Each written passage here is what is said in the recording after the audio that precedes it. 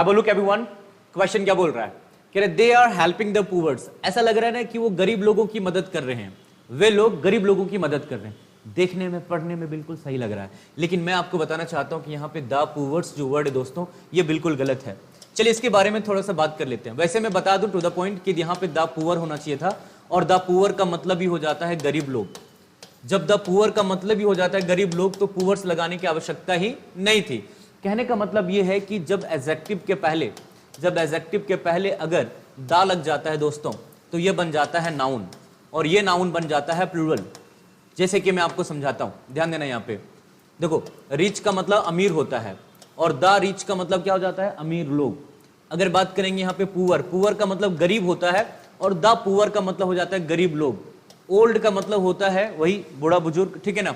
लेकिन अगर the old लगा दिया, इसका मतलब हो गया बूढ़े लोग, है ना। अगर मैंने यहां पे लिखा ब्रेव का मतलब बहादुर होता है, और अगर मैंने यहां पे लगा दिया द ब्रेव, तो दोस्तों इसका मतलब हो जाता है बहादुर लोग। तो द प्लस एडजेक्टिव का मतलब होता है वो प्लूरल नाउन बन जाता है, ठीक है ना। इस बात का हमेशा ध्यान रखिएगा। सिंगुलर बनाने के लिए फिर आपको इस तरह से यूज करना पड़ेगा, जैसे कि यहाँ पे द पुअर गरीब लोग, अगर इसको सिंगुलर बनाना है तो हमें यूज करना पड़ेगा पुअर मैन, ठीक है ना, पुअर वुमन, ऐसा करके फिर हमें यूज करना पड़ेगा। जैसे सिंगुलर है तो हमने कहा अ पुअर मैन, ठीक है। तो ऐसे ही कॉन्सेप्ट और ऐसे ही इंटरेस्टिंग वीडियोस के लिए आप हमें फॉलो कर सकते हैं। नमस्कार दोस्तों, थैंक यू।